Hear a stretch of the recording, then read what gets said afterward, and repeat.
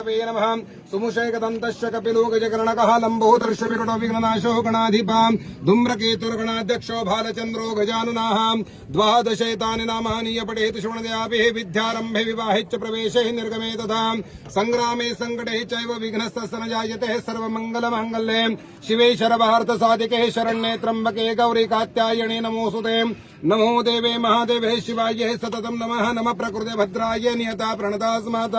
प्रथमः शैलपुत्री च द्वितीयं ब्रह्मचारिणी तृतीयं चन्द्रघण्टेति कुष्माण्डेति चतुर्थकं पंचमं स्कन्दमातेति षष्ठं कात्यायनेति च सप्तमं कालरात्रिश्च महागौरजी चाष्टमं नवं सिद्धिदात्री च नवदुर्गः प्रकृतिकाः